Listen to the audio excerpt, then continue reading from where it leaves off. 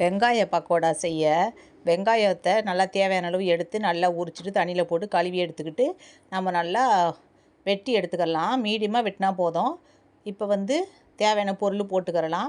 1 spoon அரிசி மாவு, ஒரு 4 ஸ்பூன் கார்ன்ஃப்ளார், அப்புறம் கடலை மாவு நப்பத்தி கொஞ்சம் போட்டிருக்கேன். சோம்பு ஒரு அரை ஸ்பூனு, வெறும் மிளகாத்தூள் 1 ஸ்பூனு, அப்புறம் உப்பு போட்டு கருவேப்பிலையை பிச்சு பிச்சு போட்டுக்கிறலாம். போட்டு தண்ணி ஊற்றி நல்லா கொஞ்சம் பிசைஞ்சிக்கிறலாம். பிணைஞ்சிக்கிட்டு வெங்காயம்லாம் வெளியில் தெரியுது பாருங்கள், அதனால் கடலை மாவு இன்னும் கொஞ்சம் நல்லா கொட்டிக்கிறலாம். கடலை மாவு நிறையா இருந்தாவே நல்லாயிருக்கும். அப்புறம் இந்த மாதிரி நல்லா பிசைஞ்சு வச்சுக்கிட்டு எண்ணெய் நல்லா சூடாகின பிறகு ஆவி வந்த பிறகு மீடியம் ஃப்ளேம் வச்சுக்கிட்டு இந்த மாதிரி போட்டு கொஞ்ச நேரம் கழித்து நல்லா 2 பக்கம் நல்லா திருப்பி திருப்பி கிண்டி விட்டோன்னா சூப்பரான மொறுமொறுப்பான கடையை விட ரொம்ப டேஸ்ட்டான பக்கோடா ரெடி ஆயிடுச்சு. இந்த மாதிரி நீங்களும் செஞ்சு பாருங்கள்.